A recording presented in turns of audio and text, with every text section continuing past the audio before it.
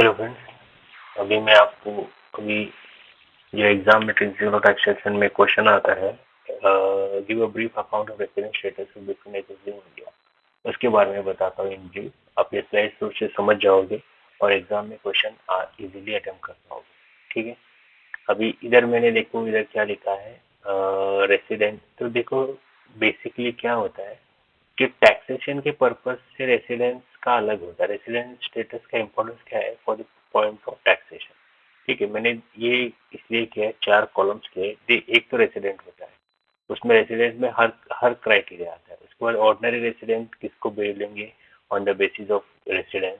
उसके बाद not ordinary resident किसको बोलेंगे on the basis of residence. और जो एनआरआई है, तो आप ऐसे समझ सकते हो रोमियो अकबर वोटर मतलब रॉ का जो आदमी होता है वो इंडिया का होता है, वो हर जगह होता है, मतलब इसलिए मैंने वो रेसिडेंट है, उसकी हर कंडीशन सेटिस्फाई। जो रॉक आदमी हर अमर के लिए क्या होता है, वो आपको इंडियन पर्सन है तो इसके लिए अमर मैंने बोला है। अकबर क्या था, जो बाहर के मुगल साम्राज्य में था, तो अफगानिस्तान काबुल इधर से आया था, तो अकबर। और एंथोनी हम अब समझ सकते हैं ब्रिटिश।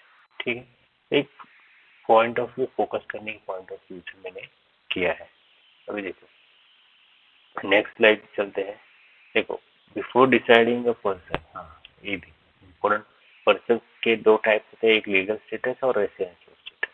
ठीक है, लीगल स्टेटस में आता है individual, firm, companies, institution, HUF, ये सब लीगल स्टेटस में। पर्सन के दो क्लासिफिकेशन है, एक लीगल स्टेटस होता है और रेसिडेंशियल स्टेटस। अब रेसिडेंशियल स्टेटस का क्लासिफिकेशन क्या होता है वो आगे आगे देखते हैं इस स्लाइड में। देखो रेसिडेंशियल स्टेटस कहाँ डिफाइन किया गया है, सेक्शन 6(1) में। आफ्टर डिटरमाइन, पहले तो लीगल स्टेटस डिटरमाइन करेंगे, करना पड़ेगा कि वो इंडिविजुअल है, वो एचयूएफ है, वो कंपनी है या फर्म है। उसके बाद उसका रेसिडेंशियल स्टेटस दिया जाएगा। अभी मैंने बताया कि रेसिडेंशियल स्टेटस का इम्पोर्टेंस क्या है कि उसके बेसिस पे इनकम टैक्स एक्ट आपका इनकम कैलकुलेशन करता है। इट डजेंट मैटर कि आप फॉरेनर हो या आप इंडियन हो जो बाहर हो, उसके लिए वो कैलकुलेट करने के लिए रेसिडेंशियल स्टेटस वो इंडियन में टैक्सेबल हो गया या नहीं, उसके लिए कुछ प्रोविजन भी है, वो आगे चल के आपको स्लाइड में पता चलेगा। फिलहाल तो आप इसमें आप ये सेक्शन याद रखो कि रेसिडेंशियल स्टेटस का इम्पोर्टेंस सेक्शन 6(1) में दिया गया है। तो पहले तो after determining the legal status of an assessee under section 231, under section 2 subsection 31, 2 subsection 31 ऐसा पढ़ना पड़ेगा। उसमें क्या है लीगल स्टेटस, उसके बाद उसके resident status of residency determine. ठीक है, दो सेक्शन याद रहेंगे, सेक्शन 6(1) और रेसिडेंट स्टेटस में। और पहले सेक्शन 2 सबसेक्शन 31 में क्या बोला है, लीगल स्टेटस बोला है, इज टू डिटरमाइन। उसके पहले आपको समझना पड़ेगा कि ये प्रीवियस ईयर क्या होता है, फाइनेंशियल ईयर क्या होता है। ठीक है, रेसिडेंट स्टेटस के कंसेप्ट में प्रीवियस ईयर इंपॉर्टेंट है। क्या इंपॉर्टेंट है, प्रीवियस ईयर। अभी देखो फाइनेंशियल ईयर हर हर किसी का फाइनेंशियल ईयर जो कम इसका चालू होता है वो अप्रैल से नेक्स्ट मार्च के बीच में फाइनेंशियल ईयर होता है। ये आपको हर फॉर एग्जांपल अभी 2023 चालू, तो इसका करंट फाइनेंशियल ईयर क्या होगा, अप्रैल 2023 टू नेक्स्ट मार्च 24 मार्च 2024, ये हो गया फाइनेंशियल ईयर। देखो अप्रैल 2023 टू मार्च 2024 ये हो गया फाइनेंशियल ईयर। और इसके पहले क्या हो गया, क्या प्रीवियस ईयर, मतलब अप्रैल 2022 टू मार्च 2023 ये हो गया आपका प्रीवियस ईयर। Exam clear. ठीक है, residential status is important in deciding weather foreign income of person is taxable और नॉट, मैंने अभी आपको बताया। ठीक है, उसके बाद नेक्स्ट है, ये आप पढ़ लेना, सिमिलरली वेदर इनकम, ये सब रेसिडेंशियल स्टेटस इसके लिए गया है, ये आपके टैक्सेशन पर्पस के लिए, पर्पस के हिसाब से लिए गए। अब देखो रेसिडेंशियल स्टेटस जैसे कि मैंने पहले स्लाइड में बताया था आपको, क्या होते हैं मेन तो एक रेसिडेंट होता है, हाँ ये कुछ कंडीशंस होते हैं, उस पर हम डिसाइड करते हैं ऑर्डिनरी रेसिडेंट कौन होगा और नॉन ऑर्डिनरी रेसिडेंट, मतलब अकबर कौन होगा और अमर कौन होगा। इसी में देखो इसमें क्या होता है, ऑर्डिनरी रेसिडेंट कौन होगा और नॉन ऑर्डिनरी रेसिडेंट, मतलब अमर कौन है और अकबर कौन है, जो रॉ डिसाइड करेगा। आप ऐसे याद रख सकते, रॉ का आदमी डिसाइड करेगा आप अमर हो या अकबर हो, नहीं तो फिर क्या हो, एंटनी हो। वो किस पे डिसाइड करेगा, रेसिडेंट, रॉ का आदमी मतलब रेसिडेंट जो है आप एग्जाम में रॉ में पूछते हैं, ठीक है। हाँ, क्लासिफिकेशन हो गया, तो रेसिडेंट और नॉन रेसिडेंट। चलो, अभी बेसिक कंडीशन क्या फुलफिल करना पड़ेगा। देखो, रेसिडेंट है, रॉ का आदमी के लिए ये बेसिक कॉन्फिडेंशियल, मतलब रेसिडेंट्स के लिए ये। अभी इसको आप याद कैसे कर रख सकते हो। देखो, आप ऐसे समझो कि रॉ का आदमी ये गवर्नमेंट ऑफिसर है। रॉ का आदमी मतलब गवर्नमेंट ऑफिसर है, उसको 182 डेज छुट्टी होती है। ये फिगर्स याद रखो, 182 डेज छुट्टी होती है, 60 दिन की छुट्टी होती है, 365 दिन की छुट्टी होती है 4 साल में, ठीक है। 182 डेज की छुट्टी होती है, 60 दिन की छुट्टी होती है। 182 डेज की छुट्टी प्रीवियस ईयर में होती है, 60 डेज की होती है, 365 डेज में होती है, और 4 साल में होती है प्रीवियस ईयर, ठीक है। आप इसको ऐसा याद रख सकते हो, जैसे कि मैंने इसको ऐसा याद रखा, basic condition for the residence to be fulfilled are so and so. आप कैसे याद रखोगे कि आप समझ लो कि एक रॉ का आदमी, रॉ के आदमी को क्या होता है कि रॉ का आदमी ऐसा आदमी होता है, वो कांस्टेंट उसकी इंडिया के बाहर पोस्टिंग होती है। कभी अफगानिस्तान जाएगा, कभी काबुल जाएगा, कभी पाकिस्तान जाएगा, कभी इंडिया आएगा, कभी यूएसए जाएगा, ठीक है। तो इन बिटवीन उसको ब्रेक दिया जाता है। तो आप ऐसा समझो, what are the basic conditions for fulfilling to be a resident, these are the basic condition. ये रॉ के आदमी को आप ऐसा समझो कि एक दिया गया ऑप्शन दिया गया है कि आप 10 साल पाकिस्तान में रहने के बाद आपको ऑप्शन है छुट्टी जाने के लिए। कितने जाने की छुट्टी? दो ऑप्शन है। आप तो एक तो 182 डेज प्रीवियस ईयर में चले जाओ, या फिर 60 दिन प्रीवियस ईयर में चले जाओ, और 365 दिन 4 साल में चले जाओ। आप ऐसा है, समझ गए। रॉ का आदमी को दो ऑप्शन दिए जाते हैं छुट्टी जाने के लिए। एक तो आप 182 डेज प्रीवियस में चले जाओ, प्रीवियस ईयर में चले जाओ, या फिर 60 डेज प्रीवियस में चले जाओ, और पिछले प्रीवियस में चले जाओ, प्लस 365 दिन और चले जाओ 4 साल में, ठीक है। तो अब हम इतना रेसिडेंस स्टेटस में समझाएंगे। तो basic conditions to be a residence का क्या है?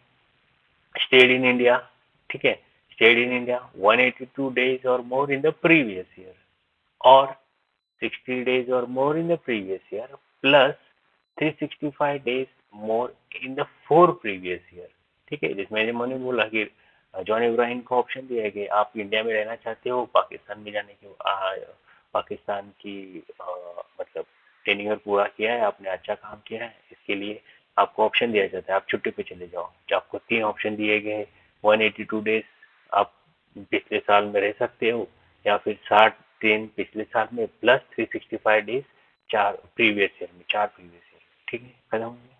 नेक्स्ट, ठीक है, ये तो हो गया basic condition. Next, additional condition. उसके बाद क्या है? रेसिडेंट। अभी जो जिसका बेसिक कंडीशन फुलफिल होता है, वो उसके बेस पे एक एडिशनल कंडीशन आता है। To test as to when a resident will ordinary resident India और नॉट, एडिशनल कंडीशन। अभी देखो, इधर जो मैंने जो बोला था, रेसिडेंट में तो हमने पता लिख दिया क्या कंडीशन है। अभी हमको डिसाइड करना है कि वो ऑर्डिनरी रेसिडेंट है या नॉट ऑर्डिनरी रेसिडेंट है। उसके लिए एडिशनल कंडीशन फुलफिल करना पड़ेगा। अगर इन दोनों में बैठना है तो एडिशनल कंडीशन फुलफिल करना पड़ेगा। अगर एडिशनल कंडीशन फुलफिल होता है तो वो ऑर्डिनरी रेसिडेंट है, और एडिशनल कंडीशन नहीं फुलफिल होता है तो not ordinary resident, as simple, ठीक है।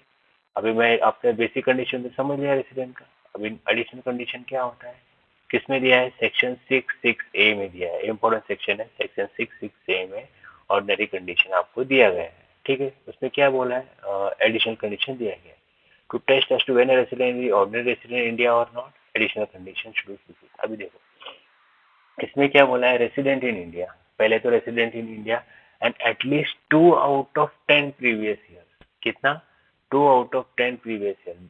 एंड मतलब प्लस होता है, और नहीं है। इधर इधर क्या है? एडिशनल कंडीशन में एंड सब फुलफिल करना चाहिए। वो रेसिडेंट इन इंडिया होना चाहिए कितने साल में? 2 out of 10 previous year.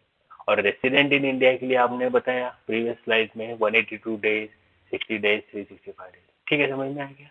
Additional condition क्या हो गया? पहला तो आपको 2 साल 10 प्रीवियस साल में होना चाहिए, इंडिया में रेसिडेंट आप होने चाहिए, प्लस इंडिया में आपको 730 दिन प्रीवियस ईयर में रहना चाहिए, ठीक है। Stayed in India for 730 days और more in the 7 previous year. Basic condition में क्या था? 4 साल था, 365 डेज 4 साल था, ठीक है। अभी इधर क्या है, एडिशनल कंडीशन में प्लस है, मतलब ये फुलफिल होना ही चाहिए कि आप रेसिडेंट होने चाहिए इंडिया के, और एटलीस्ट 2 आउट ऑफ 10 प्रीवियस, मतलब 10 साल में से 2 साल आपको रेसिडेंट इंडिया में होना चाहिए, प्लस स्टेड इन इंडिया में आप रहने चाहिए, कितने दिन रहना चाहिए, स्टेड इन इंडिया रहना चाहिए इंडिया में 730 days और मोर इन द 7 प्रीवियस। आसान है, 7 और 7 नंबर है, इसलिए 730 days और more in the 7 previous. This means, हाँ, तो अभी ये बेसिक कंडीशन और एडिशनल कंडीशन जो फुलफिल करेगा उसको हम बोलेंगे ऑर्डिनरी रेसिडेंट, और बेसिक कंडीशन जिसका फुलफिल है लेकिन एडिशनल कंडीशन जिसका फुलफिल नहीं है उसको हम बोलेंगे नॉन ऑर्डिनरी रेसिडेंट, और इनमें से किसी का भी फुलफिल नहीं है तो उसको बोलेंगे हम नॉन रेसिडेंट, मतलब वो एंथोनी होगा। इधर देखो, अमर के लिए मैंने बोला है, अमर मतलब क्या हो गया, ऑर्डिनरी रेसिडेंट, उसके लिए बेसिक कंडीशन फुलफिल करना पड़ेगा और ये एडिशनल कंडीशन फुलफिल करना पड़ेगा, तभी वो ऑर्डिनरी रेसिडेंट है। ठीक है, नेक्स्ट आते हैं, देखो इसमें दिया है कंडीशन टू बी रेसिडेंस में क्या होता है, satisfy any one of the basic condition. Resident होने के लिए एक कौन सा तो कंडीशन, मतलब कौन सा है, हमने बताया था जॉन इब्राहिम को 2 ऑप्शन दिए गए हैं, कौन से ऑप्शन है, 182 days और मोर, ठीक है, और 60 days प्लस 365 days और more in the 7 previous year, in the 4 previous year. ठीक है, ऑर्डिनरी रेसिडेंट के लिए satisfy any of the basic condition, कोई भी एक बेसिक कंडीशन को फिल, और एडिशनल कंडीशन, जो एडिशनल कंडीशन मैंने आप भी बताया, क्या बताया हमने कि 10 साल में 2 साल एटलीस्ट 2 ऑफ 10 प्रीवियस ईयर वो रेसिडेंट होना चाहिए, और उसके बाद और इंडिया में रहना चाहिए कितने दिन, 730 days in the 7 previous years. ठीक है, तब वो ऑर्डिनरी रेसिडेंट, और जो और no satisfy any of the basic condition but does not satisfy one or none of the additional condition, मतलब वो तो रेसिडेंट बेसिक कंडीशन सेटिस्फाई करता है रेसिडेंट का, लेकिन वो एडिशनल कंडीशन नहीं सेटिस्फाई करता, इसलिए अकबर हो गया। जैसे कि अकबर क्या होता था, काबुल में जाता था लेकिन इधर तो इंडिया में रहता था, बेसिक कंडीशन फुलफिल करता था लेकिन एडिशनल कंडीशन नहीं फुलफिल करता था वो, ऐसा आप समझ लो। और जो इन दोनों में नहीं है वो एंथनी है, वो ब्रिटिशर है, वो does not satisfy any of the basic condition. ठीक है, समझ के, okay, I hope you understood. अभी नेक्स्ट देखो, इधर टेबल दिया है नटशेल में, आपको पता चल जाएगा। स्टेटस कैसे डिटरमाइन करेंगे रेसिडेंट का, उसका बेसिक कंडीशन फुलफिल होना चाहिए और एडिशनल कंडीशन की भी जरूरत नहीं है। अगर रेसिडेंट चाहिए तो उसको basic condition fulfil, basic condition आप पढ़ लो, जॉन इब्राहिम का फोटो याद मेरे को, छुट्टी जाने के लिए उसके 2 ऑप्शन दिए गए। ठीक है, नेक्स्ट है ऑर्डिनरी रेसिडेंट, कब बोलेगा, अगर उसका बेसिक कंडीशन भी फुलफिल है और additional condition, basic condition John Ibrahim और एडिशनल कंडीशन मैंने बोला है अमर का, क्या है, जो है at least 2 of the previous year और 732 days in the 7 previous year. ठीक है, नॉट ऑर्डिनरी रेसिडेंट, उसका बेसिक कंडीशन फुलफिल होना चाहिए लेकिन एडिशनल कंडीशन अगर उसका फुलफिल नहीं है तो वो नॉट ऑर्डिनरी रेसिडेंट। और नॉन रेसिडेंट कौन सा है, वो जो दोनों में भी नहीं है। ठीक है, ठीक है, नेक्स्ट, अभी तो हो गया वो इंडिविजुअल का हो गया, हमने जो देखा अभी इंडिविजुअल। अभी रेसिडेंशियल स्टेटस ऑफ एजीओएफ कैसे डिटरमाइन करते हैं, देखो resident status of AGOF depends on the control and management of his affairs, important है। आप क्या लिखोगे, रेसिडेंट स्टेटस ऑफ एजीओएफ कैसे होगा, control and management of affairs. ठीक है, if the control and management of the affairs of resident AGOF किसको बोलेंगे, नॉन रेसिडेंट एजीओएफ किसको बोलेंगे, और नॉट ऑर्डिनरी रेसिडेंट किसको, एजीओएफ किसको, वही टीम टर्म है, resident non resident not ordinary, वही टीम है, सिर्फ ये बदल गया, एजीओएफ होगा for. If control and management of the affairs of the AGF is situated wholly or partly in India, then they should, जैसे फॉर एग्जाम्पल इन्फोसिस नारायण मूर्ति की, उसका कंट्रोल एंड मैनेजमेंट इंडिया में भी है, होली इंडिया में है, या फिर वो पार्टली इंडिया में हो सकता है, इसके लिए वो इन्फोसिस। नॉन रेसिडेंट, जो control and management of the seated Holi outside India, जैसे अमेजोन, अमेजोन इंडिया में तो बिजनेस कर रहा है लेकिन कंट्रोल एंड मैनेजमेंट किधर है उसका, यूएस में है, इसके लिए वो नॉन रेसिडेंट एजीओएफ। और नॉट ऑर्डिनरी रेसिडेंस मतलब क्या होता है, resident is said to be non if in India if karta और manager therefore satisfy any of the additional condition. देखो नॉन रेसिडेंट तो आप समझ गए ना, वो अमेजोन का। नॉट ऑर्डिनरी रेसिडेंट कौन होता है, उसका इंडिया में जो करता है वो satisfy any of the additional condition under section 66। Additional conditions मैंने बताया क्या, अमर का लक्ष्य याद रखो, इसकी अमर बताया एडिशनल कंडीशन। ठीक है, 10 में से 2 साल वो प्रीवियस ईयर में रेसिडेंट रहना चाहिए। ये एंड है, और इंडिया में रहना चाहिए कितने दिन, 730 days in the 7 previous year. समझ गए? इम्पोर्टेंट। जो ये रेसिडेंट एजीएफ है अपने Narayan Modi control and management Holi और पार्टली इंडिया से है। नॉन रेसिडेंट अमेजॉन उसका कंट्रोल एंड मैनेजमेंट आउटसाइड से है। नॉट ऑर्डिनरी रेसिडेंट कौन होता है, जो उसका कर्ता होता है वो मैनेजर, कर्ता और मैनेजर इंपॉर्टेंट है। एनी ऑफ द एंडिशन को सेटिस्फाई किया तो उसको वो हम बोलेंगे ordinary resident, non ordinary resident. ठीक है। रेसिडेंट का स्टेटस वो एजीएफ के हो। कंपनी का क्या है, according section 60 of an Indian company always resident, Indian company को रेसिडेंट बोलेंगे। और जो फॉरेन कंपनी है, foreign company will resident in India if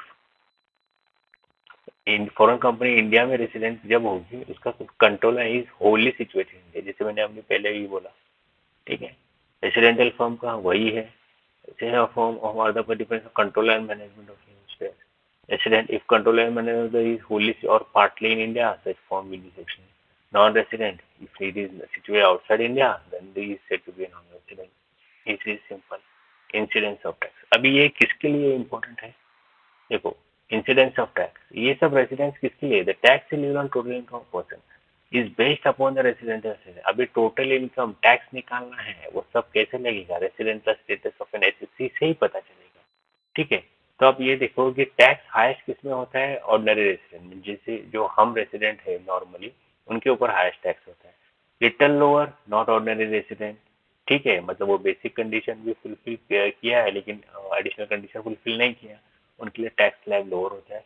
और एनआरआई ओएसएससी के लिए लोवेस्ट होता है, क्योंकि वो बाहर के है, उधर टैक्स भरते हैं। Scope of total income varies on the basis of status. ठीक है। Scope of income is equal to Indian income plus foreign income. ठीक है, Indian income plus foreign income.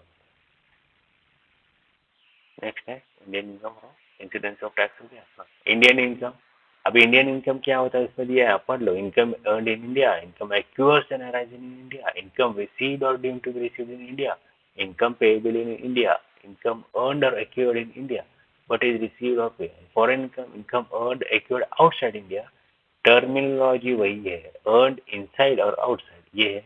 Any income which is not earned accrued और arising in India. ठीक है।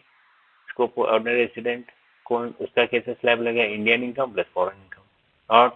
Not ordinary resident का कैसे tax निकालेंगे? Indian income plus one particular type of foreign income. और NRI non resident का Indian income होगी, उसका हम इंडियन इनकम ही देखेंगे, फॉरेन इनकम को नहीं देखेंगे। समझ में आया? ऑर्डिनरी रेसिडेंट लिए हमको इंडियन और फॉरेन दोनों का इनकम देखना पड़ेगा। उल्टा है, समझ में आओ कैलकुलेशन के वक्त। नॉट ऑर्डिनरी रेसिडेंस में Indian income plus one particular type of foreign income, example business in foreign but control from India. और नॉन रेसिडेंस की ओनली इंडियन इनकम दिया जाएगा। ये टेबल दिया है, जैसे proof for determine the scope of tax slab, आप पढ़ लेना तो आपको क्या टैक्सेबल होगा या नहीं। ठीक है।